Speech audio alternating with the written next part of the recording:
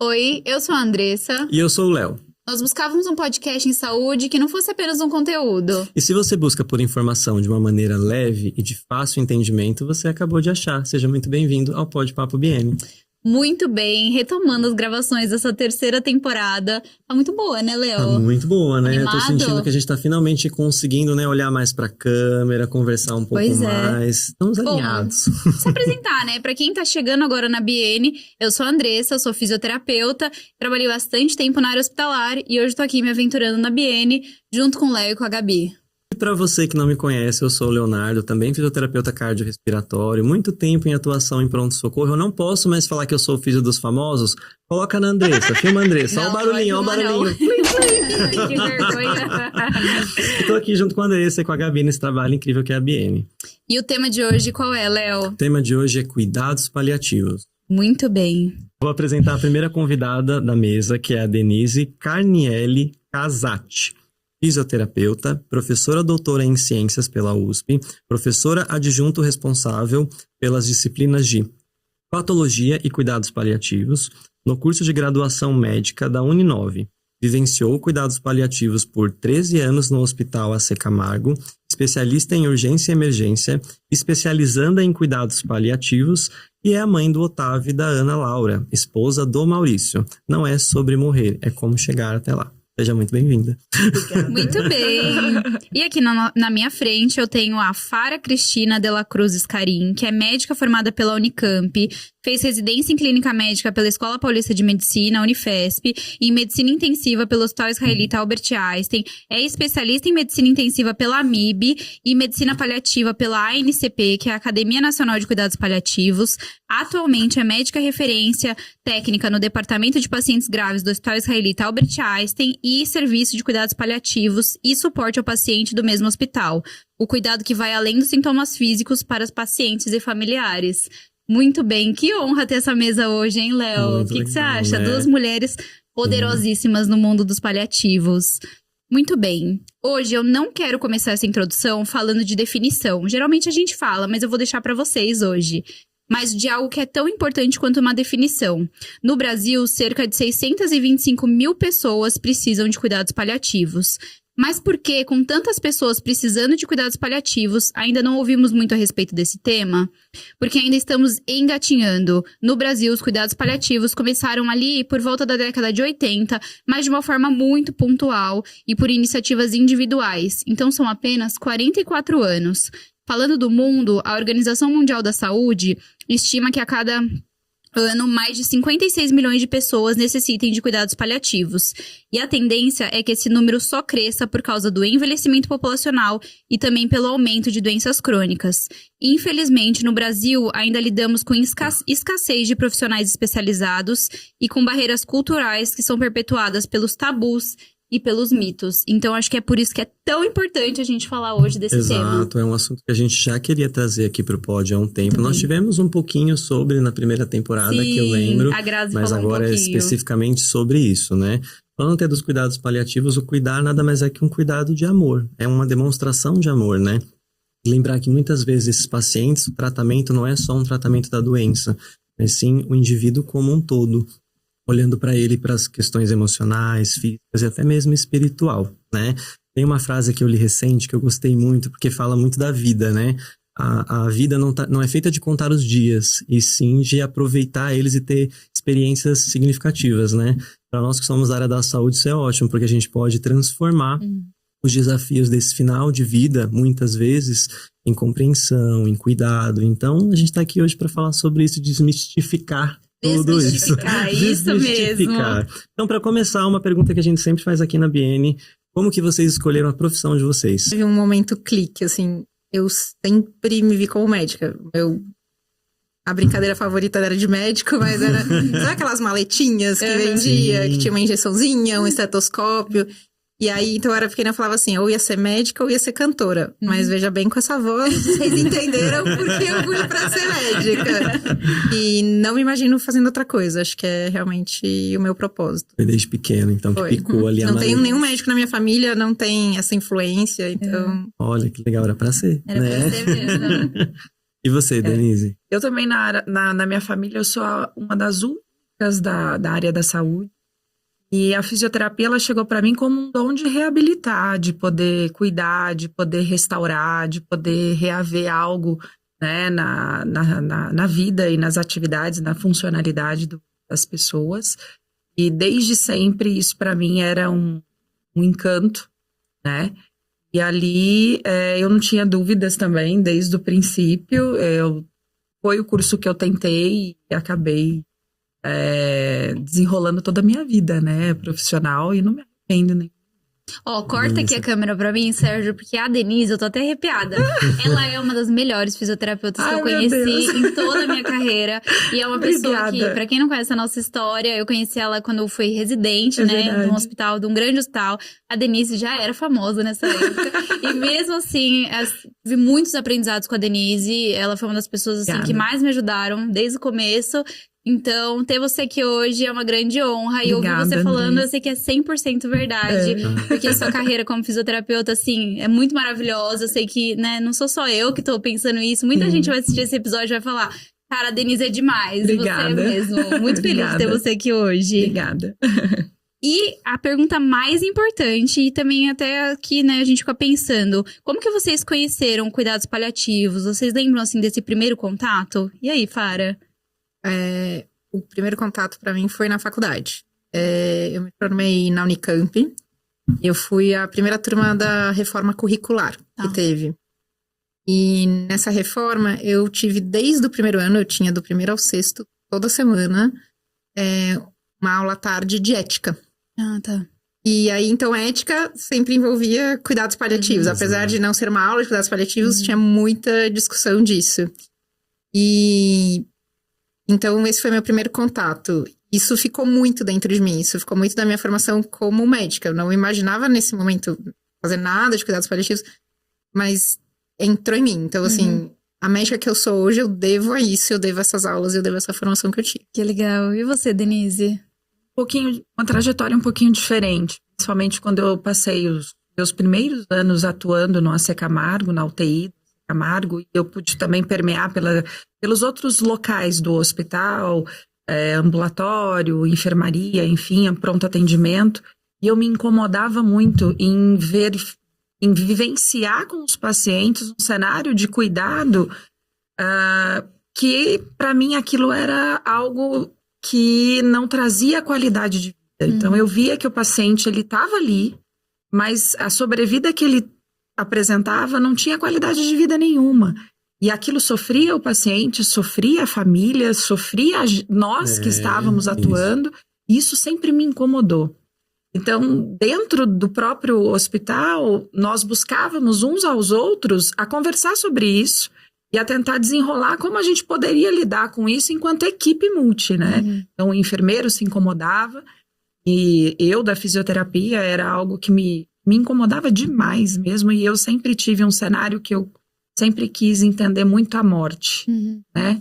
Então, eu perdi meu pai muito cedo, então a morte para mim foi uma vivência, o luto foi uma vivência muito, muito nata, assim, né? E isso era uma coisa que eu tinha uma vontade imensa de conversar, de descobrir, e misturou um pouco esses cenários, e foi um dos médicos da UTI do AC Camargo que começou a trilhar isso. Legal. Né? E aí eu iniciei. Mas você também teve alguma experiência assim? Olha, eu sempre fui uma pessoa, quem assiste essa temporada sabe, eu choro por qualquer coisa, Sim, né? sim. É engraçado eu falar que trabalhei numa UTI tantos anos. E eu nunca gostei de tema morte, sempre fugi, assim, nunca, né? Foi uma coisa muito terrível. E quando eu entrei em um grande hospital e tinha um grupo de paliativos ali muito forte, muito atuante, com a doutora Fara e a doutora Érica Satomi, eu comecei a vivenciar as experiências ali dentro, em loco mesmo, trabalhando, entendendo. E isso ressignificou muito a morte, assim, essa etapa do hospital. Então, meu primeiro contato foi já com uma boa equipe. Então, eu tive uma ótima experiência, né? Não posso nem falar nada. Mas eu acho que eu preciso corrigir, porque eu contei o primeiro contato, mas eu não falei por que eu resolvi fazer cuidados paliativos. Porque eu acho que a história se aproxima um pouco mais dessa que vocês estão contando, né? Então, eu fui fazer UTI, fui fazer terapia intensiva. E aí, juntando isso, né, que eu carregava da minha formação de médica, eu olhava e falava, gente, mas a gente não tá fazendo o melhor cuidado para a pessoa. Sim. E então isso me incomodava muito. Até mesmo o pessoal fala assim, nossa, mas você faz UTI, você devia ser geriatra. Eu escutava muito isso. E teve o episódio do adoecimento e do falecimento da minha avó. Então, minha avó fez uma doença renal crônica e teve muito sofrimento, todas as esferas, física, espiritual, social. E naquela época eu não era paliativista, eu só era intensivista. E depois que ela faleceu, eu falei assim, não, eu preciso aprender a fazer isso diferente, assim. E foi muito isso, assim, também, como a Dê fala, de me levar a falar, não, eu vou buscar uma formação nisso, eu vou atrás disso. Que legal, Muito legal, é sensacional, né? E entrando no nosso tema agora a fundo, queria uma explicação para os nossos ouvintes e quem também nos assiste. O que é cuidado paliativo? A gente pode falar da definição da OMS, que é a definição clássica que a gente usa, né, do que é cuidados paliativos. E é uma abordagem para pessoas, pacientes e famílias, então é unidade paciente-família, que enfrentam doenças ameaçadoras à vida, através de prevenção e alívio de sintomas físicos, psíquicos, sociais e espirituais. Só pela definição, acho que já tem muita coisa importante. Então, assim, é uma abordagem. Então, não é um tratamento, não é uma receita pronta. É uma abordagem. Então, a abordagem também inclui multi. Então, não é um médico, enfermeiro ou um fisioterapeuta. E doenças ameaçadoras da vida, a gente não tá falando sobre prognóstico. Eu não estou dizendo que é uma doença que vai levar ao falecimento daquela pessoa. Eu estou dizendo que é uma doença grave e que aí a gente precisa olhar diferente para esse paciente. Tem um artigo que eu gosto bastante, do Jama, que ele fala... O título do artigo é O cuidado paliativo não é a chuva. Por que isso? Tem até uns desenhos. A gente tem medo da chuva, né? A gente tem medo da chuva, da gente sair na chuva e se molhar. O cuidado paliativo seria o guarda-chuva. O guarda-chuva que te protege dessa chuva. Então, se você saiu na chuva, você já tá todo encharcado e alguém vem e te oferece um guarda-chuva, que a correlação seria... O paciente está enfrentando aquela doença grave. E quando ele tá lá, cheio de sofrimentos, no fim de vida, e você fala, olha, aqui tem um guarda-chuva. Tá, ele vai te ajudar, mas você já tá todo encharcado, já tá todo molhado. Agora, a história da doença ameaçadora é quando você olha e fala, olha, tô vendo a previsão do tempo aqui, e tá falando que vai vir uma frente fria. E tem chance de chover. Tal, a gente tem um guarda-chuva pra se isso acontecer. Então, eu gosto muito dessa analogia do cuidado paliativo. Ótimo. E traz a importância, né, de... Quando os meus alunos, eles questionam, eu falo, olha, para se tornar um pouco mais palpável, essa doença ameaçadora é aquela doença que é progressiva e o produto final, você sabe que é uma morte presumida, né? Não que todos nós sabemos que vamos morrer, obviamente, mas dentro dessa doença que é progressiva e ela vai chegar, o produto final dela vai ser cada vez mais a sua debilidade física, funcional, né? E dentro deste conceito é o olhar global. Então, o paliativo desde o início, que é o guarda-chuva para a frente fria, e não depois que a chuva já chegou, né? Dentro da proporcionalidade do cuidado, ainda enquanto doença que é cabível de modificação de tratamento e de controle por medicamento, mas ter um olhar paliativista já ali, porque a gente sabe que o futuro, né, é a progressão e o avanço, e não esquecer jamais que a família faz parte desse contexto. Quando a gente pensa em família, a família é quem o paciente tem do lado. Então, pode ser um parceiro, uma parceira, pode ser uma família de fato, né? Ou aquela pessoa que o paciente escolheu ter do lado. E que a gente precisa olhar também para eles, né? Para o conjunto. Porque o paliativo, acho que é isso, cara. É você olhar paciente, família, pensando que o tratamento ele vai até o luto, né? E é muito importante você falar isso, Denise, porque agora vivenciando muito a situação do home care, a gente percebe que muitas vezes os próprios cuidadores, os técnicos, os enfermeiros estão muito envolvidos ali na situação domiciliar com o paciente, às vezes 24 horas por dia, eles também têm um processo de luto importante quando esse paciente começa a adoecer ou dá sinais de piora. Então, realmente, não dá pra esquecer que às vezes não é só a família, né? Não. Como ali a gente traz ali origem familiar mesmo, um pai, uma mãe, um irmão, um sobrinho, mas também outras pessoas que acabam se tornando uma família pela rotina, às vezes, né? Muito interessante. Você sabe que a gente estava escrevendo esse episódio e muitas pessoas da nossa equipe não sabiam o porquê chama cuidados paliativos. Vem um termo do latim, que é o pallium. E isso era um manto que os cavaleiros medievais usavam e significava, então, aquela proteção, né? Um manto, uma proteção.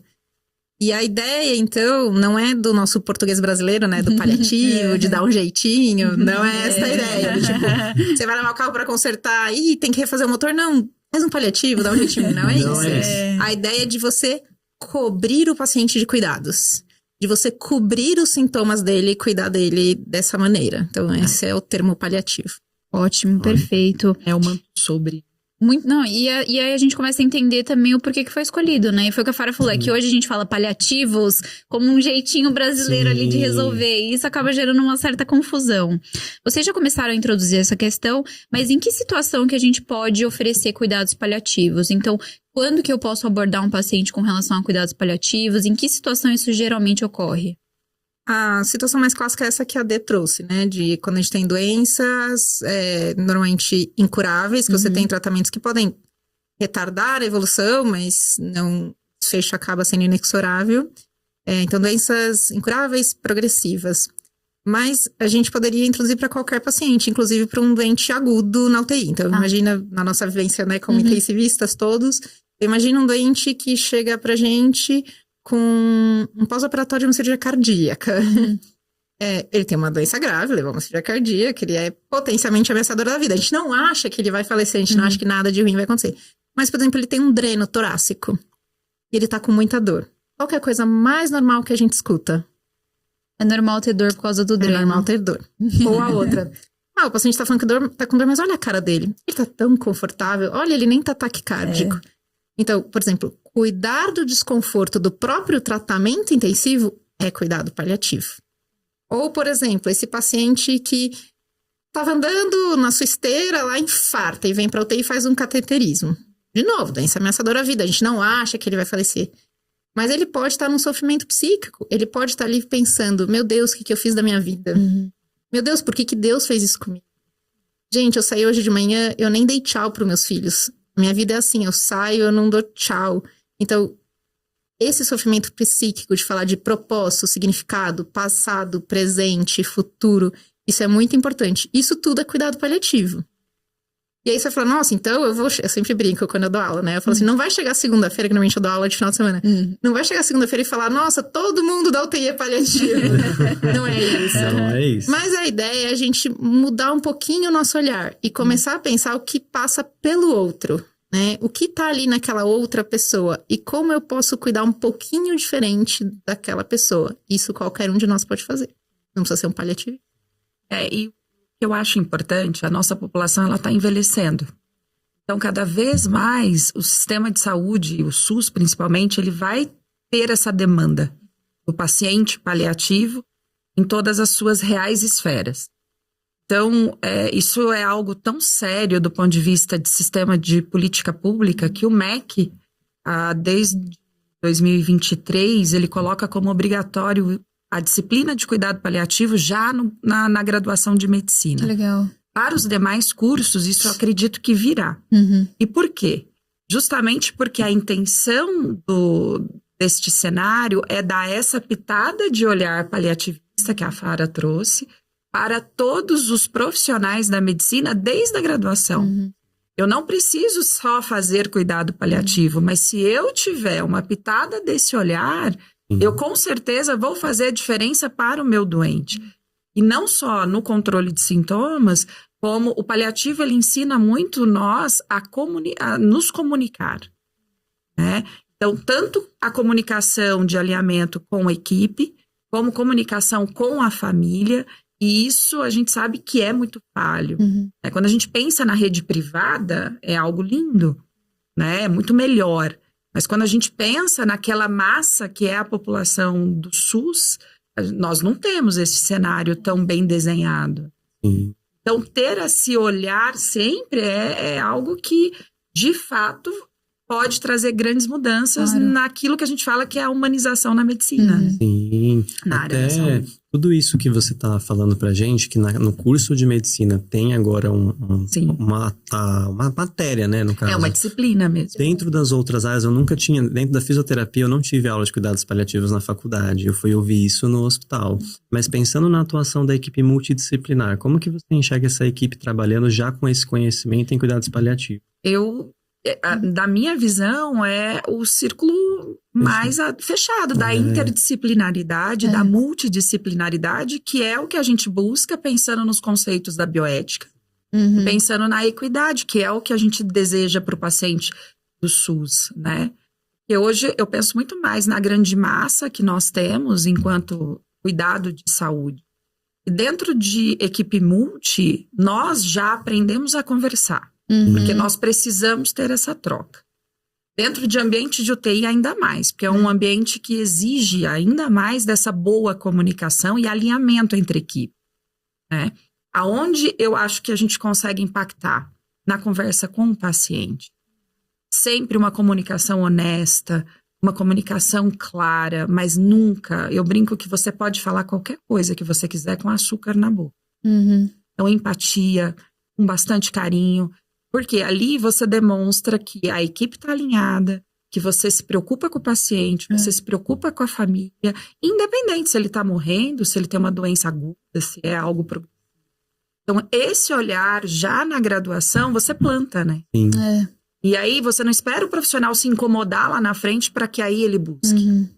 E essa é uma das vivências que eu tive muito no hospital, principalmente no hospital que trabalha muito, né, multidisciplinar. É exatamente isso. Às vezes a Faro, a doutora Érica chegava com alguma proposta. Ah, vamos fazer tal coisa, X, né? Vamos conseguir levar ele no chuveiro, vamos por sentado. E às vezes era um paciente que até a própria equipe mostrava uma resistência. Não, mas esse paciente tá no alto fluxo. Ah, esse paciente tá no BIPAP.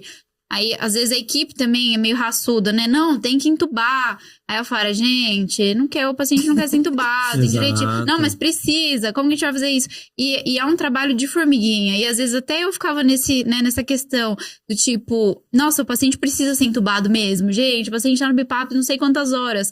Mas é aquela questão, não, esse paciente ele não quer ser entubado. Isso é uma diretiva clara. A gente tá dando conforto pra ele. Então, será que sentar vai ser bacana? Será que levar pro chuveiro? Mas é um aprendizado, né? E tem outro extremo, né, Andressa, que assim, isso eu falo, nossa, me incomoda muito. E quando a gente, né, assim, constrói diretivas com o paciente, especialmente no intubar, no reanimar, vem o fisioterapeuta com a prescrição assim, suspende a físio. Gente, assim, a Dei falou o que levou ela a fazer fisioterapia, né, e o que ela falou foi reabilitação, funcionalidade.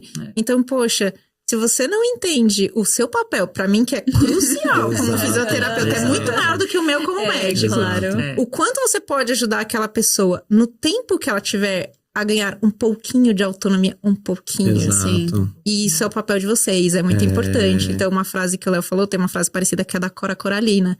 E não é sobre acrescentar dias à vida, mas acrescentar vida aos dias. E esse é o papel da equipe multi, Exato. gente. Isso tá na mão de vocês, assim. Então, é muito importante. Mas olha, só pelo relato da Andressa, né? A gente tá falando de uma equipe multidisciplinar que vivencia isso. E que muitas vezes até conversar isso em equipe não é fácil. Não A gente é. tava falando, né, sobre a questão de não ser entubado, por exemplo. A gente precisava conversar sobre isso em casa, né? A gente deveria Isso ter eu essa ia conversa. até comentar. Eu acho que a quebra do paradigma, ela tá dentro da própria equipe no hospital. Principalmente nos profissionais que foram criados da saúde naquele princípio cartesiano, paternalista, né? Antigo, de muito mais curar do que cuidar. Sim. Mas eu faço parte da preceptoria de uma liga de cuidado paliativo na universidade. Nós temos uma camiseta que fala da morte, do morrer, né? Como uma frase na camiseta. Teve um dia que teve um evento e eu saí pela rua, que eu fui numa farmácia e voltei. E neste caminho de 2 quarteirões, 3 pessoas me pararam para perguntar da camiseta. Então, eu brinco, né? Eu penso. A morte é um tabu. Sim. Porque nós, latinos, a gente ama, a gente tem aquele paixão, né? E a gente quer que... Mas nós precisamos realizar essa educação de sociedade para que isso seja algo mais natural, né? Morrer é algo que é natural, A gente sofre, mas é o natural. E essa conversa é tão importante, até conversa de diretiva, conversa de doação de órgãos. Sim. A gente teve o Dr. Chu e o Marcelo aqui, que foram tão importantes, né? Mostraram toda essa questão. Então, acho que realmente é um assunto que deveria, né, encontrar mais as nossas casas, mas a gente sente ainda uma certa barreira, né? Eu acho que uma vez eu tentei falar com a minha mãe, ela tentaram falar na casa de vocês? Assim, tipo, porque normalmente é assim, menina, vira essa boca pra lá, bate na madeira, o que você tá falando? Então, é muito difícil. Tem um projeto famoso que chama Conversation Project, e eles, né, perguntam assim: oi, Léo, você acha importante conversar sobre questões de vida? Claro. Você já fez? Não, os números são assim. Eu não vou lembrar de cabeça, mas 90% fala que é muito importante conversar. Sim. 90% fala que é muito importante não sobrecarregar os familiares. Sim. Mas quando pergunta quantos fizeram, é tipo 20%. Então, assim... Mas que também não é fácil, né? Essa é a verdade, não é fácil conversar. Eu já tive algumas tentativas familiares, é o que você falou. Vira essa boca pra lá. Mas é importante. Faz você refletir sobre a sua mortalidade. Exato. E isso é uma coisa que a gente não quer falar. A gente não quer abordar isso. Não tem como você, por exemplo, falar... não, eu tô falando sobre mim, sem fazer você depois refletir. E aí a pessoa começa a refletir sobre a sua mortalidade, sobre como o fim pode estar próximo. Esse é um assunto que a gente bloqueia. Eu tava no Congresso Europeu agora, eu voltei, o Congresso Europeu de Terapia Intensiva, mas eu assisti palestras de humanização e cuidados paliativos. E eu fiz um workshop de comunicação, que é parte, né, dos cuidados paliativos. Foi muito curioso porque, assim, de quem tava ali eu era a única latina, né? Todo mundo era europeu, era americano. E eles estavam falando sobre reunião familiar e como uma pessoa fez uma pergunta, mas e a gente não poderia falar com a família antes de falar com o paciente? E todo mundo ficou chocado. Imagina, a gente nunca fala com a família antes de falar com o paciente. E a nossa questão latina, a gente acaba fazendo o contrário. Isso mesmo. A gente primeiro fala com a família, para depois a gente procurar o paciente. Isso cria situações como o cerco do silêncio, isso cria barreiras. Então, uma das coisas que a gente pode fazer é valorizar a autonomia do paciente, é buscar conversar com o paciente sobre isso. Vocês sabem que a gente já vivenciou uma situação bem difícil, onde uma paciente que a gente cuidava falou diretivas claras, né, sobre não ser entubada, enfim, não ser reanimada, não ser tracostomizada, e ela acabou passando por todas essas etapas e ela acabou sobrevivendo com sequelas, óbvio, graves, bem proporcionais ao quadro. E ela se manifesta até hoje com relação a isso. Então é bem complicado também, porque eu nunca tinha vivenciado essa situação com alguém que não teve as diretivas respeitadas, sobreviveu e pode fazer essa análise acerca disso. Eu tive uma paciente assim, mas as diretivas foram desrespeitadas porque na verdade elas não eram conhecidas. Ela chegou numa emergência, ela foi entubada, e aí depois de dias... uma vizinha trouxe um documento que ela tinha. Não, a paciente saiu estubada bem. E ela depois... ela fez um delírio, mas depois ela recuperou. Ela virou e falou assim, mas vocês não tinham o meu documento? E vocês não respeitaram? Eu não queria, eu não quero isso. Então, é muito difícil. Os pacientes estão ganhando essa consciência, né? Porque se você tem um trabalho que fala bem isso, né? Se você perguntar para todos os pacientes se ele gostaria de saber o que ele tem, a verdade daquilo que ele tem, uma conversa empática, carinhosa e honesta, mais de 80% dos pacientes, eles gostariam de saber de fato. Sim.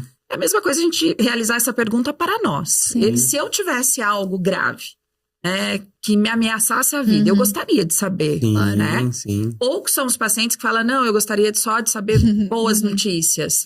Ou aquele paciente que já deixa na mão do médico. Não, eu confio no médico, então a Fara é minha médica, ela decide tudo pra mim, tá tudo bem. Então, quando você olha o grande montante dos pacientes, eles desejam saber.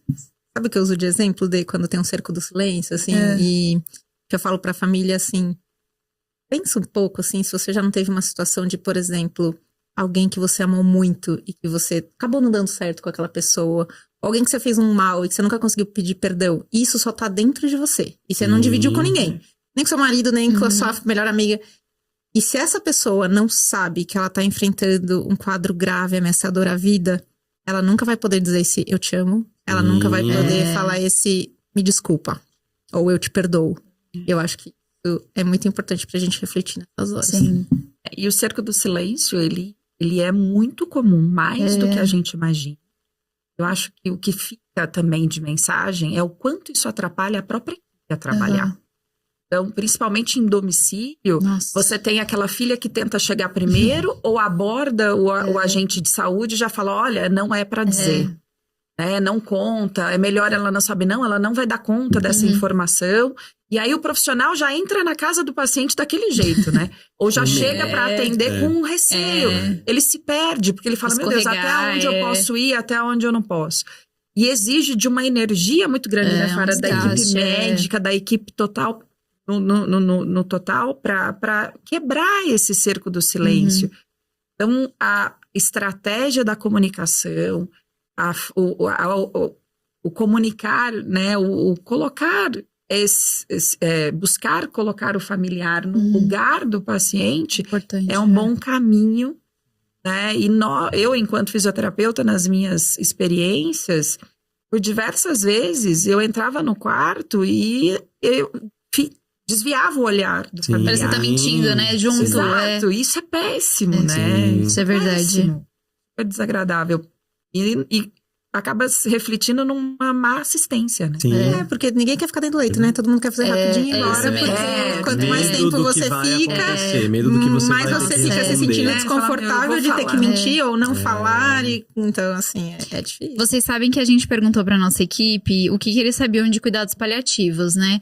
E, infelizmente, a maioria sabia de notícias, né? Que a gente teve uma influencer há pouco tempo atrás, Isabel Veloso, que tinha colocado que ela era uma paciente terminal e gerou uma baita confusão. Até ela foi lá e colocou agora que ela tá em cuidados paliativos. E isso gerou muita desinformação, na verdade, né? Todo mundo quis dar opinião. Então, a gente queria, de uma vez por todas, qual a diferença de terminalidade e cuidados paliativos? Que diferente, né? Então, foi um pouco o que eu falei. O cuidado paliativo pode ser para uma doença ameaçadora e não quer dizer que o paciente vai falecer. Quer dizer que ele tem uma doença grave que causa uma alta carga de sintomas e problemas associados a essa doença. E ele merece essa atenção diferente, o olhar além da doença. Então, pode ser com terapias curativas, inclusive. Né? A gente fala das fases do cuidado paliativo. Né? Então, esse seria um cuidado paliativo de primeira fase. A terminalidade, se você for buscar na literatura... é um conceito difícil, assim, até se fala que é muito fácil você perguntar para um profissional de saúde se esse doente é terminal, mas é difícil perguntar para ele, mas por quê? E conseguir, né, pontuar. Entendi. A definição mais aceita é aquele prognóstico de vida inferior a 6 meses. Tá. Mas eu gosto de uma definição um pouquinho mais filosófica, que diz que a terminalidade é quando, né, a doença assume um eixo central em torno do qual giram as consequências. Então, pensa naquela espiral descendente em que tudo gira em torno da doença. E você vai dando volta e tudo tá girando. Então, você não consegue fugir das consequências da doença. Então, isso é a terminalidade. Tá? Se a gente for pensar numa linha do tempo, aí a gente poderia pensar nisso. A gente diria terminalidade quando a gente muda o nosso prognóstico de anos para meses. Tá. Mas lembra que meses eu posso falar Claro. 3, 18 são meses. Sim. Mas é quando eu não enxergo mais anos e eu começo a enxergar meses. Então isso seria um jeito da gente falar que é uma terminalidade. Eu não conheço o caso da influencer, né? Não cuidei dela. Mas eu não imagino que ela esteja errada. Eu acho que sim, ela é uma paciente de cuidados paliativos por ter uma doença ameaçadora. Do que eu vi nas notícias, ela decidiu não continuar com o tratamento pela carga dos sintomas. E isso é respeito à autonomia, uma decisão informada, então tem que ser muito respeitada. A gente sabe que essa doença vai progredir. E ela vai entrar nessa terminalidade. Se ela já está ou não, precisaria, né, ser médico acompanhar o caso. O que criou muita confusão, principalmente nas notícias, é porque muita gente lia que ela estava em cuidados paliativos. E associava a fim de vida. Isso, e associava ao fim. E aí, como o pessoal, nossa, mas tem até comentários bem difíceis de ler lá, né? Nossa, mas ela não morreu ainda, gente? Ela ainda tá viva? E aí você fica, gente, e aí, assim, a gente pode fazer outra diferenciação, de diferenciar terminalidade de fim de vida. Tá?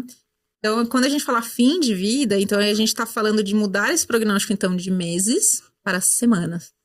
Dias ou semanas. E isso a gente tá falando de fim de vida. E eu ainda posso dar mais um passo e falar do processo ativo de morte. Legal. Que aí a gente tá falando de horas a poucos dias. Então, é isso a gente tá falando do processo ativo.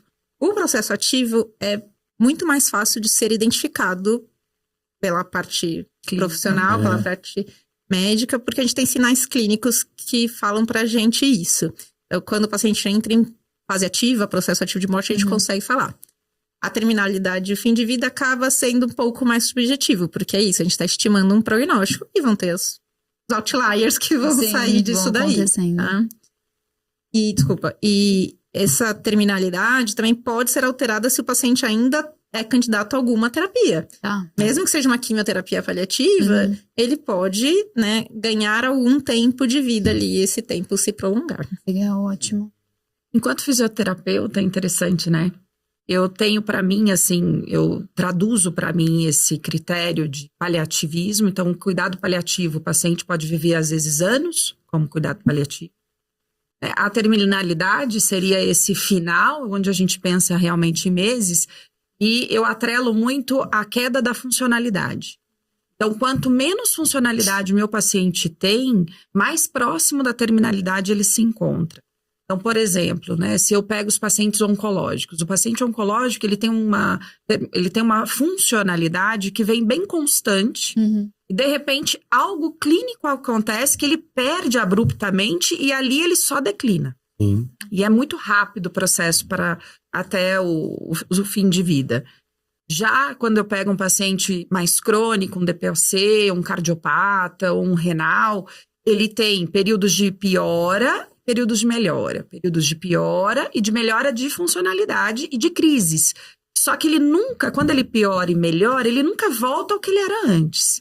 Então ele vai caindo progressivamente e aquilo vai me dando aqueles sinais de perda de funcionalidade progressiva e maior dependência.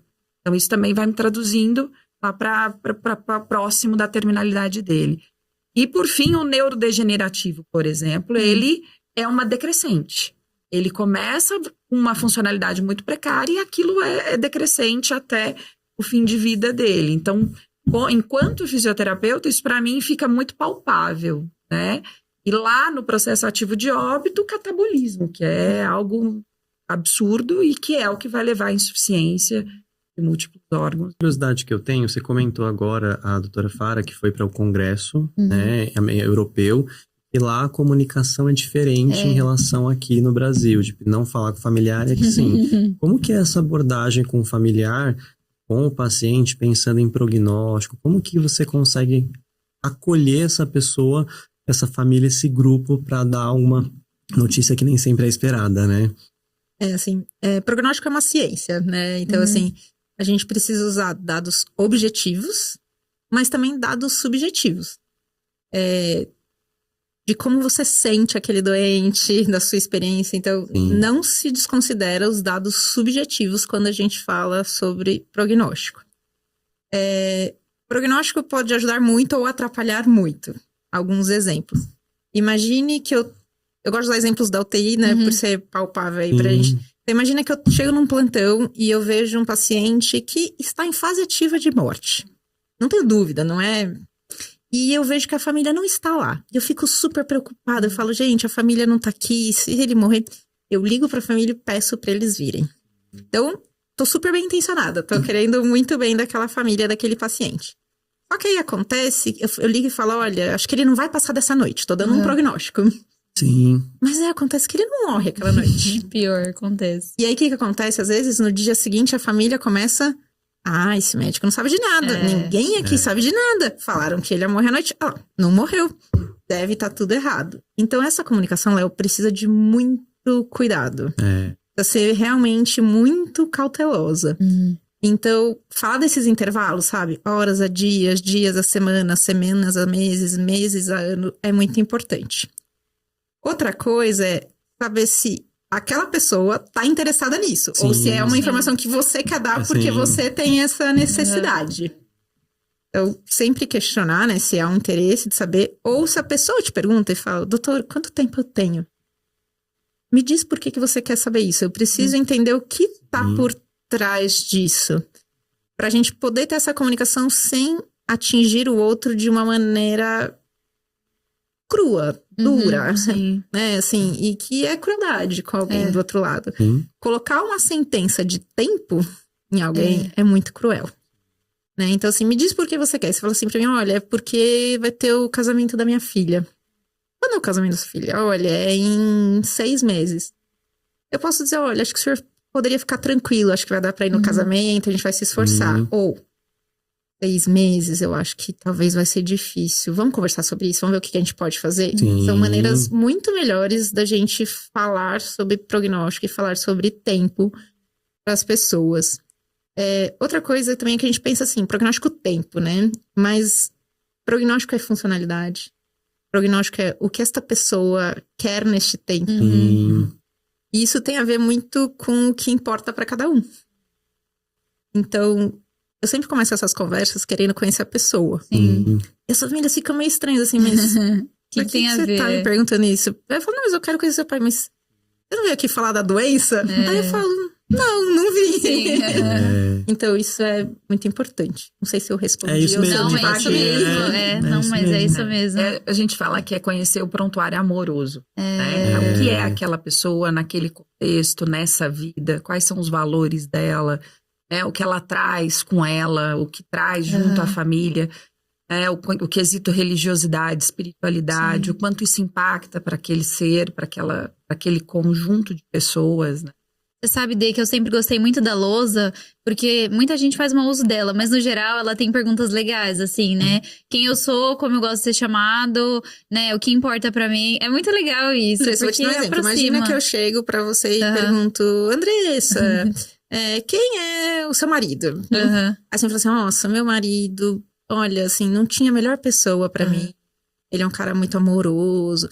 Agora, imagina se eu faço a mesma pergunta e você me responde assim, nossa, meu marido, ele trabalha muito. Você já tá me dando dicas, você já tá me dando quem é essa pessoa e o que é importante pra ela. Né? Então, assim, é uma pergunta que parece muito boba, faz toda a diferença. É verdade. Você começa a conhecer o paciente de verdade, né? E aí eu já até puxo. No processo de luto, que teoricamente o paliativismo, né, o nosso olhar, ele tá no processo de luto também. Naquele momento que você entra no leito, que o paciente já tá em processo ativo de óbito, a família tá meio que velando o paciente ali.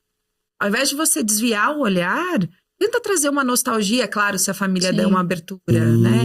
Isso é legal. Pergunta, quem era o senhor tal, o fulano, né? De repente você ouve, nossa, ele era terrível, você precisa de ver. Né? E você traz aquilo junto com a família e você já tá trabalhando um luto ali, porque se a pessoa era boa, se a pessoa não era tão boa, ela vai fazer falta. Ela precisa ser ressignificada para aquele que fica, né? E ali, ao invés de você desviar o olhar, traz. E eu uso qualquer informação que tem no leito, assim, pra conhecer o paciente. Então, se eu entro e tem uma TV ligada e tá na novela. Aí eu pergunto, a senhora gosta de assistir novela? Aí tem gente que fala assim, não, é minha cuidadora que gosta. Não, eu adoro. Ou você entra e tem uma foto da família. Ai, que família bonita, me conta quem é. Ou, por exemplo, eu tenho uma paciente hoje, maquiagem definitiva. Então é vaidosa, porque tem maquiagem. Então, assim, e aí você vai puxando e vai conhecendo realmente essa pessoa. Olhar de uma forma empática mesmo, né? Criando empatia. Criando empatia. E assim, hoje, o que nós temos de maior índice de entrada em pronto atendimento é muito de um luto patológico. Então, nós tivemos a Covid, que ajudou bastante. Os rituais não foram respeitados, né, dentro de cada cenário. E é algo que preocupa. Então, a forma que a gente lida também nesse momento traz impactos para a vida de quem fica depois. E essa empatia, né? Muitos familiares voltam para buscar os médicos. Depois de um tempo, demora, né, Fara? Às vezes não é imediato, mas eles voltam para conversar com a equipe, voltam para agradecer o médico, enfim, para entender melhor o que aconteceu, né? Porque às vezes na hora você tá até desnorteado, né? Você precisa absorver aquilo para você conseguir depois reconhecer. E é o papel do profissional. E é o papel, exato. A Andressa estava comentando, né, sobre a dor. Nós colocamos uma caixinha para pegar as principais dúvidas e muitas pessoas associam a dor os cuidados paliativos. E a gente sabe que isso está interligado, né? Como que é o manejo da dor nesses pacientes, nos sintomas principalmente? Então, assim, tem alguns conceitos importantes em dor, né? O primeiro, para mim, o mais essencial é a gente trata a pessoa em dor e não a dor na pessoa. Então, se você resolver tratar a dor na pessoa, não vai ter analgésico que chegue. Então, a gente trata a pessoa em dor. Segundo, a dor é individual. Então, né, já dei exemplo falando do dreno de tórax e tudo mais. Se eu tô te dizendo que a dor é 10, você tem que acreditar em mim que a dor é 10. Você não pode me dizer se minha dor é 5, 4 ou 3, ou não pode me falar, eu também já tive a mesma coisa que você e não dói tanto. Então, é outra coisa.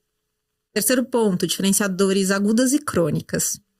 Se a gente tem uma dor lombar crônica, dificilmente ali numa intervenção, né, mais rápida eu vou conseguir.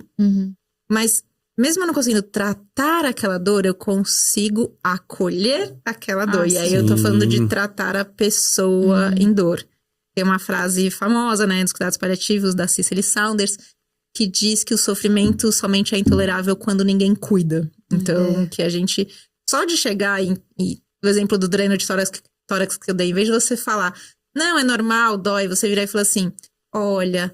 Dói, mas espera um pouquinho, eu vou ver aqui se a gente colocar um travesseiro. Só de você fazer isso, que talvez você ache que você não tá fazendo nada, já aliviou a dor daquela pessoa. Aí a gente deveria, né, pensar em, obviamente, aí agora temos mais médicos, né, você graduar essa dor, né, então usar qualquer escala, mais conhecida numérica, né, de 0 a 10 quanto tá doendo, usar alguma medicação e reavaliar depois. Mas o conceito, acho que mais importante de cuidados paliativos é o conceito que a gente chama de dor total. Então, a dor total tem a ver com isso, a pessoa em dor.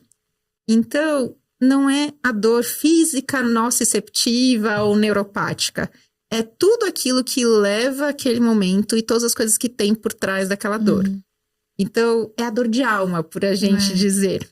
Ou é a dor dessas quando a gente desconfia. O paciente tá falando que tá 10, mas não tá aparecendo. Então, tem outros componentes por trás dessa dor. A dor tem que ter uma abordagem multiprofissional, não adianta só analgésico. Então, fisioterapia, as medidas não farmacológicas, né? E a gente tem outros tratamentos aí, especialmente da medicina integrativa, que podem ajudar muito. Seja acupuntura, seja mindfulness, outras coisas, terapia de toque, que podem ajudar muito. Então, se a gente estiver disponível, se tiver um serviço que tem à disposição, chame, tire seus preconceitos, tire de achar, mas eu vou chamar alguém aqui para fazer uma terapia de toque. Chame, prove, porque funciona. E a gente tem evidência para isso na literatura. O uso da terapêutica não farmacológica, ela também traz um afago para a família, quando a gente pensa em cuidado paliativo pediátrico. Então, tem sempre aquela avó, pode pôr uma bolsinha de água quente, pode a mãe que quer acolher, que quer colocar alguma medida, e às vezes acaba pedindo para nós da fisioterapia, faz uma massoterapia, enfim, uma liberação miofascial, enfim. Eu falo que tudo é bem-vindo, né? Nesse contexto de abordagem de dor total, né? Que a gente fala que é o complexo geral do conceito da dor, e ultrapassa só o físico, né? Ele acaba vindo como um não farmacológico essencial para Eu brinco que o cuidado paliativo, ele abre uma outra porta dentro da fisioterapia, né? Uma vez eu acabei criando um vínculo muito forte com uma paciente que estava em cuidados paliativos e já numa fase terminal, internada no hospital. E aí eu sempre queria fazer alguma coisa nova, assim, eu brincava, qual loucura nós vamos fazer hoje? E um dia eu entrei lá e ela falou, eu queria muito, mas eu duvido que você vai fazer. Aí eu falei, essa é a minha palavra. Ela falou que você vá na máquina e compra um chocolate. Eu lembro que eu falei pra enfermeira, hoje é sábado, se alguém me pegar fazendo, né, não tem coordenação, não vou tomar bronca. Então, e assim, era o que ela queria da fisioterapia, sabe? Óbvio, né? Sabia que numa segurança, aí eu fui lá na máquina, comprei o chocolate, voltei com o chocolate. E ela comeu o chocolate e assim, pra ela foi uma experiência surreal. Todo mundo que entrou no quarto, ela falou, olha gente, hoje um funcionário, porque eu falei, se você falar que fui eu vou mentir, trouxe um chocolate pra mim, foi muito legal. Ela é muito desafiadora. E assim, foi um momento muito legal, criou uma imagem mesmo muito boa. E olha que importante, ela escolheu você. Né? Assim, ela escolheu você. Isso mostra o quanto realmente você fez um cuidado diferente e o quanto você realmente cuidou da pessoa. Era isso que você estava fazendo ali. Você não estava ali, vim aqui checar minha sessão de físio.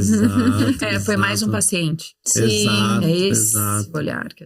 E a gente cria relações muito legais no hospital, né? Eu sempre criei muita relação, porque eu sempre gostei muito dessa entrega, dessa conexão. Mas essa paciente, assim, parece que você eu entrei ali mesmo pra conhecer ela, conhecer a história dela e ter essa experiência. E até, infelizmente, no dia que ela faleceu, foi a Gabi que me contou. E eu falei assim, gente, eu nunca chorei por causa de um paciente, mas eu sentei na entrada da minha casa e eu chorei, assim, não de tristeza, mas de saber que tinha criado essa relação e que tinha, né, finalizado, enfim, porque foi uma semana, ela era uma paciente jovem, e quando ela entrou lá, ela não tava, assim, ela era uma remissão da doença dela, então ela não tava totalmente ciente de que pra ela ia ser uma internação, ok, daqui 5 dias eu vou pra casa, e isso tomou uma proporção muito maior. E um dia a doutora Érica foi abordar ela e logo depois ela falou: Andressa, o que essa mulher viu aqui? Eu não vou morrer. E aí a gente foi trabalhando isso e ela falou: eu não quero morrer, eu tenho muita coisa pra fazer. Enfim, em uma semana a equipe brilhante do Paliativos conseguiu trabalhar isso com ela. E no dia, um plantão anterior, ela falou: eu tô pronta pro que vai acontecer. Então, assim, você vê que em uma semana, uma pessoa que estava completamente desesperada, ela tinha muitas dores físicas, mas também emocionais. Às vezes ela chamava dor 10 e ninguém conseguia fazer nada, mas era um desespero que ela estava tendo da situação que estava acontecendo. E assim, o Paliativo trabalhou de uma forma tão incrível nesse caso, que mexe comigo até hoje. Andressa, você foi a paliativista do caso. Deixa eu te contar um segredo. Parabéns, você foi a paliativista porque você acolheu essa paciente mais que todo mundo. E mais doido desse caso é que esse caso aconteceu tem 1 ano. E a gente tava fazendo as pesquisas pra esse episódio. E acreditem ou não, o nome dela surgiu numa reportagem. Porque, enfim, ela fazia coisas não relacionadas ao paliativo, mas ela era uma pesquisadora bem famosa. E o nome dela surgiu numa pesquisa de uma matéria, assim, que não tinha muito a ver com paliativos, mas tinha, e apareceu ali. E aí eu falei, gente, Nada parece que é a certeza que realmente eu tinha que vivenciar. E assim, foi num momento muito incrível, porque era no último mês que eu tava no hospital também, aí eu acabei contando pra ela, eu falei, eu vou sair do hospital. Ela, eu proíbo você de fazer isso, você não vai fazer isso. Então, assim, foi um caso muito marcante, porque depois de tantas experiências que eu tive de paliativos, ativos ou não, foi a primeira que criou realmente uma relação, assim, em mim com esse tema, e com ela, e com tudo que acontece. E hoje meu olhar é totalmente diferente. E essa semana, quando eu vi o nome dela, me deu até, assim, um arrepio na hora que eu falei, gente, como essa reportagem apareceu? E eu abri a reportagem de 10 anos atrás e vi o rosto dela na reportagem. Então, é uma coisa assim, eu até demorei pra reconhecer ela, porque 10 anos, né? E você conhece a pessoa num contexto de UTI. Então, assim, na hora eu falei, gente, é umas coisas muito doidas que acontecem, né, na vida. E, né, o que você falou também é um dos lutos não reconhecidos, que é o luto do profissional de saúde. Sim. Então, que a gente é ensinado, é cobrado a se distanciar, a não vivenciar. E não, a gente... E foi uma coisa tão engraçada que meu marido me viu e falou, não acredito que você tá chorando por causa de um paciente, Andressa, que é isso? Eu falei, eu não tô chorando por causa dela, tô chorando por causa de uma outra coisa. Assim, eu falei, porque assim, é tão mal encarado. Sim. Porque a gente, as pessoas, né, até a questão limitação ética e limitação emocional que tá envolvida. Vocês já sentiram alguma limitação, Fara? Principalmente no cuidado, no começo, ou não? Você sempre lidou bem com essas questões?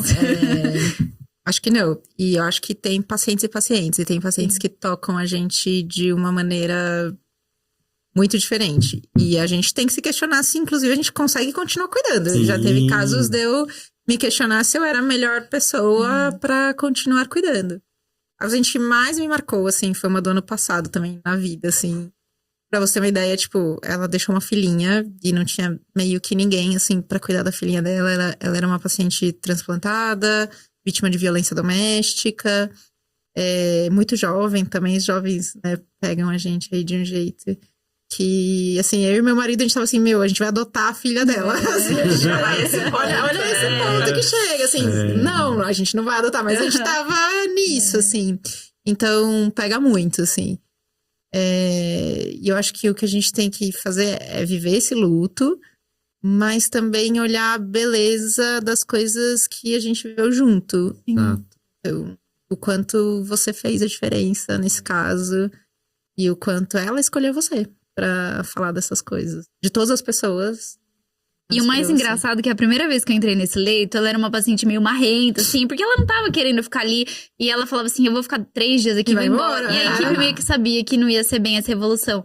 E ela era muito marrenta no cuidado, assim, e eu pensei, nossa, que mulher detestável, vou ficar um mês com ela. E aí a gente começa realmente também a ver quem tá por trás, né, daquele leito, daquele paciente, daquela história. Esse caso que eu tô te falando, Andressa, assim, quando me chamaram, falaram assim, olha, a gente tá chamando porque ela perdeu o enxerto, né, ela era transplantada, ela perdeu o enxerto, porque ela não toma remédio, e assim, ela não vai transplantar de novo. Então, cheio de julgamentos, né, ela não toma remédio. E eu não conhecia, fui conversar a primeira vez. E, ou seja, ela era acompanhada há anos por uma equipe, mas eu fui conhecê-la. E na primeira conversa, ela me conta que ela não tomava os remédios porque o marido não deixava. O marido trancava ela em casa. Então, olha o julgamento, né? Eu fico arrepiada. Olha o julgamento de uma equipe, né? E que, às vezes, essa pessoa é marrenta. Então, todo mundo julga e não consegue enxergar a pessoa por trás. E você conseguiu, então... Eu lembro que até eu perguntei do nome dela e ela falou assim, por que você acha que eu tenho esse nome? Eu falei, nossa, que marrenta, né? Assim, eu tô tentando me aproximar. Aí eu falei, eu não sei, é um nome indiano. Aí ela, de uma mulher muito inteligente. Aí eu, sabe assim, aquela paciente, você fala, gente, como é marrento. E eu lembro que a enfermeira, tava um pouco sobrecarregada também. Ela falava, entra lá porque ela já tá falando que tá com dor 10. Nossa, não sei. E era essas questões de uma dor emocional mesmo. E depois a gente foi vendo que ela foi confiando na equipe, quem tava cuidando dela. E a equipe do Cuidados Paliativos conseguiu proporcionar a visita do filho dela, que era bem pequeno, assim. E acabou que ele conseguiu ir todos os dias ali naquela semana visitar ela. Assistiram filme juntos, enfim, fizeram uma série de coisas juntas. E isso foi acalmando ela e deixando ela mais tranquila. E ela recebeu muitas visitas de amigos, assim, incríveis. Então, foi uma semana muito diferente, assim. E depois eu acabei percebendo que, no final, quem tava mais sofrendo, né? Além de mim, eram os amigos e a família mesmo. Porque ela tinha entendido que a situação era aquela e que ela ia ter que lidar com aquilo. Mas, realmente, nossa, a atuação da doutora Érica, nesse caso, foi incrível. Incrível mesmo.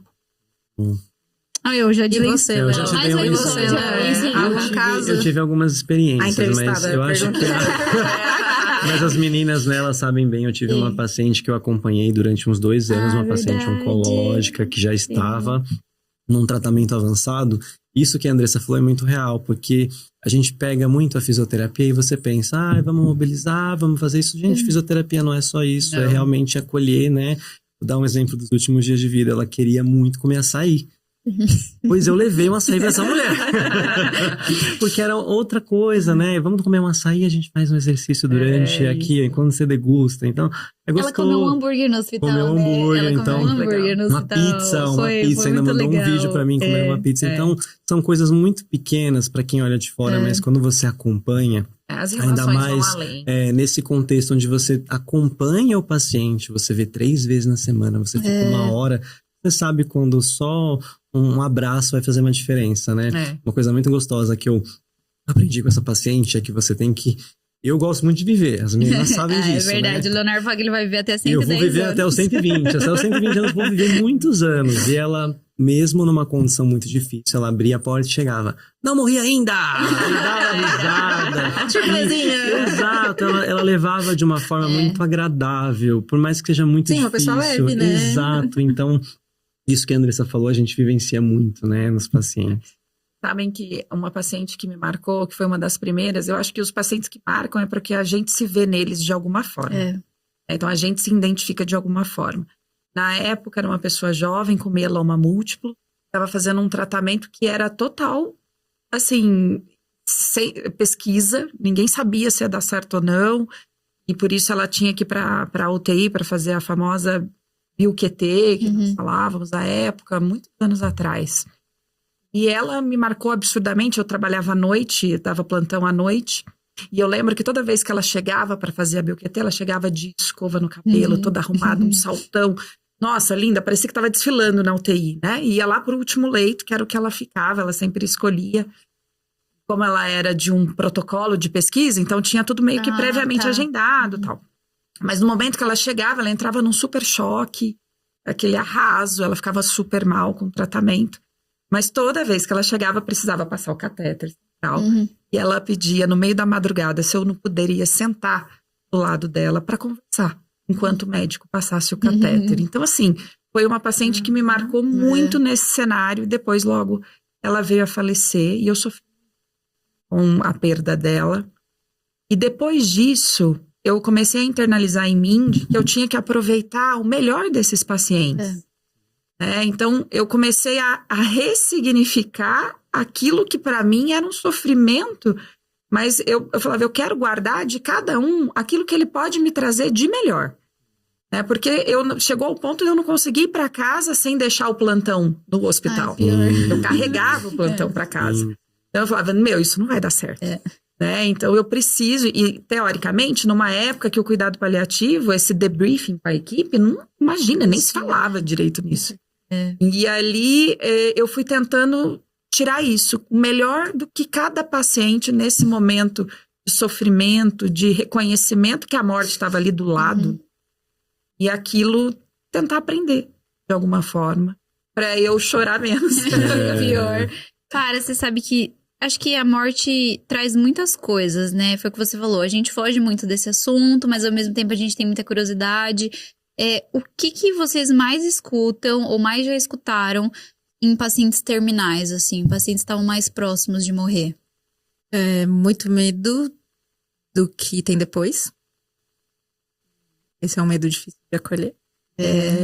Então, isso exige da gente um estudo. Então, a gente precisa estudar a espiritualidade, a gente precisa estudar a religião, para poder entender aquele contexto daquela pessoa. Pouco, ainda bem, sentimento de arrependimento. E muita sensação de minha vida foi boa. Eu consegui fazer minhas coisas, eu consegui chegar aqui nesse momento. E o que mais me marca é como eles ficam agradecidos.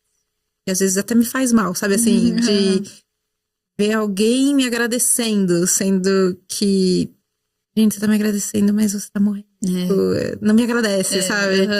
Mas eles ficam realmente gratos. E não tô falando a minha pessoa, a equipe, né? Assim, ao acolhimento, né? Aquilo. Então é muito diferente de uma morte em que a gente acompanhou como cuidados paliativos, e a gente conseguiu fazer, você mesma falou, né? Em uma semana a gente conseguiu trazer esse significado de uma morte com sofrimento, uma morte não reconhecida, uma morte sem poder ser conversada e abordada.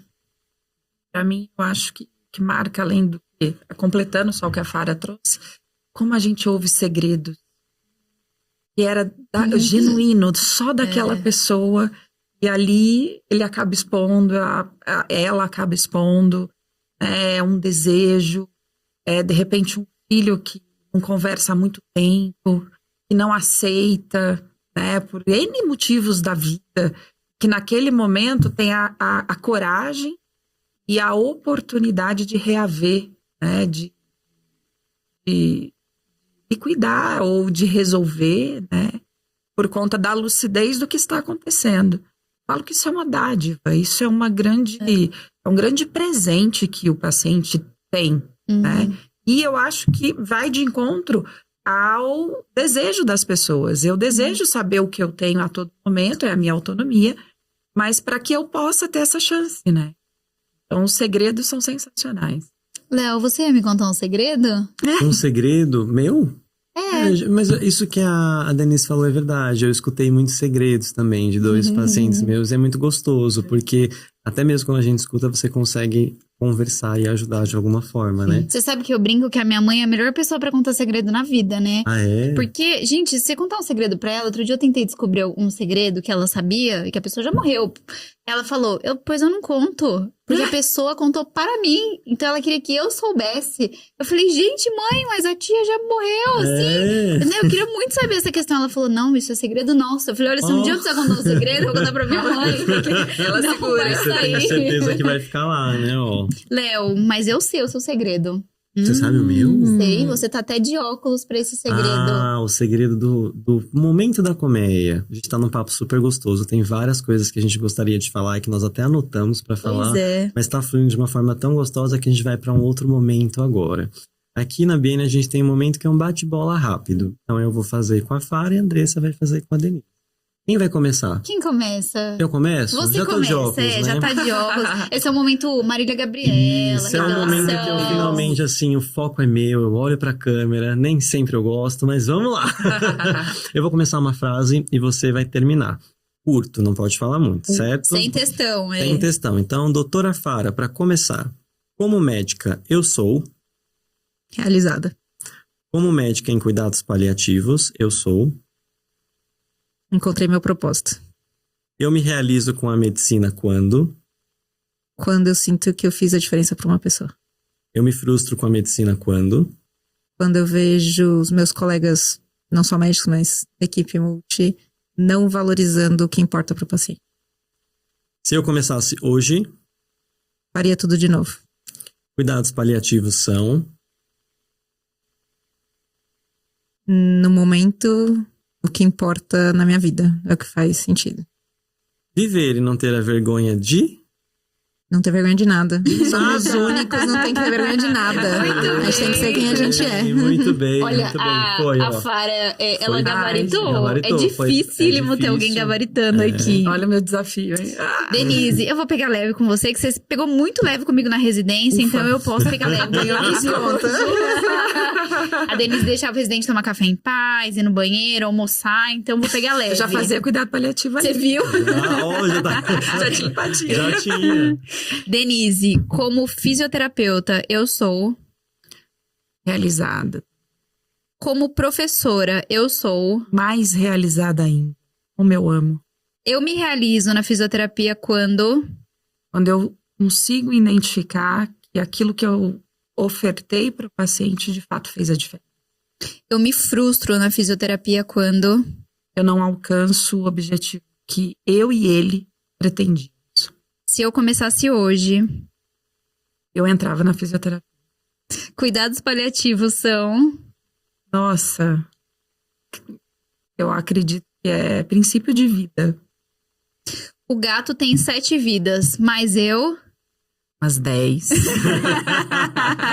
Muito bem. Foi tranquilo, Não, né? foi muito. Ó. Elas são muito boas. Tá. Eu já sabia que ia ser ótimo.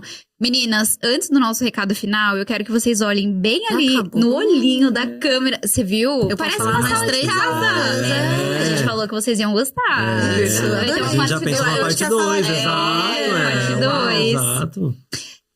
Doutora Fara, ali no olhinho dos nossos telespectadores, um recado final sobre cuidados paliativos. Não precisamos ter medo de falar de cuidados paliativos. A gente tem que falar disso nas nossas casas, como profissionais de saúde, então, que imagino que é o objetivo desse podcast. A gente tem que pensar nisso, a gente tem que pensar quando você entrar para atender um paciente, o que eu tô fazendo para esse paciente? Eu tô dando qualidade de vida ou tô prolongando um processo de morte? E é isso que a gente vai fazer como diferença para essa pessoa. E você, Denise? Então, o recado que eu deixo é que o cuidado paliativo, ele é para todos. E é um direito de... E a gente não pode, no momento, negar isso e não ofertar isso. Então, que a pitada do cuidado paliativo, enquanto profissionais, que vocês tenham a todo momento. Independente se o seu paciente está morrendo, se o seu paciente está só em sofrimento agudo. E esse olhar faça, de fato, a diferença no seu atendimento. Muito bem, hein, Léo? Maravilhoso, né? A gente vai ter que ter uma parte 2, Andressa. Já comenta aqui quem quer a parte 2 com as perguntas, né? Eu Exato. adoro. Tem algumas que já temos elaboradas, inclusive. Aí a gente já coloca a doutora Érica Satomi nessa mesa, a Carol também, enfermeira. Exato, a Carol que foi uma das pessoas, né, que falou Pois sobre esse é, tema. a enfermeira paliativista, a Carol Tsushida, foi quem sugeriu, assim, fortemente esse tema. Me mandou uma mensagem: Andressa, você precisa falar de cuidados paliativos. Infelizmente, por conta das agendas, a gente não conseguiu que ela estivesse aqui. Mas, de qualquer forma, ela foi uma das grandes responsáveis por pedir esse tema. E a gente vai agradecer ela, com certeza. Léo, eu tava pensando, qual que é a sua frase de hoje? Pra finalizar o episódio, eu tenho uma frase que eu vou falar. Vou começar. Eu começo com a frase dessa vez? Eu Vamos quero lá. saber. A frase para esse episódio que eu coloquei é: nos cuidados paliativos, a empatia é o coração que transforma o ato de cuidar em um verdadeiro abraço à dignidade humana. Nossa, Uau, que lindo, é, Léo. obrigado, Léo, obrigado. você notou que o nosso símbolo hoje do podcast foi acompanhado de uma borboleta Sim, azul? bem ali no telão. Ela em cuidados paliativos representa a transformação, a força e a fragilidade da vida, assim como as pessoas que enfrentam doenças graves. A borboleta ela é um exemplo de que a vida não se mede apenas pelo seu tempo, mas também por sua intensidade, coisa que a gente falou bastante hoje no episódio. Mas, para a gente avançar nas questões de cuidados paliativos, é preciso, antes de tudo, a gente vencer o estigma, né? O estigma da morte. Esse episódio é um convite para todo mundo que ouviu falar de cuidados paliativos, não estigmatizar eles a uma imagem de uma pessoa em seus últimos momentos de vidas. Cuidados paliativos não é sinônimo de morte. Cuidados paliativos transformam o paciente em protagonista da sua própria história. Ai, que tema perfeito! Que tema incrível. Eu vou agradecer vocês, estão dando muita audiência nessa nossa terceira temporada. Se vocês gostaram da Denise e da Fara aqui, comenta muito que a gente vai ter uma parte 2, com certeza, um especial com elas. Eu vou deixar também o @ das duas aqui, mandar uma perguntinha ali pra Fara, pra professora Denise, né? Sim. Muito bem. A gente espera que os seus alunos deem muita audiência pra esse episódio, comentem bastante. E aí, Léo? Para você que está conhecendo a gente agora, estamos na terceira temporada do temporada. Pode-Papo, os assuntos na área da saúde. Você tem alguma sugestão? Não deixa de deixar aqui nos comentários, tá bom? Gabi, quer entrar pra dar um tchauzinho? Vem cá, a Gabi, gente. Preciso sempre. Preciso dizer que eu tenho aqui um amor pelas duas. Denise foi minha mãe na residência. Fara, cuide de mãe de Fara. A Gabi cuida da minha mãe, o que falar disso? Bom, o episódio de hoje foi tudo em família, né, Gabi? Muito bem, então eu vou acompanhar vocês pros próximos episódios. Um beijo e até mais. Tchau! Obrigado.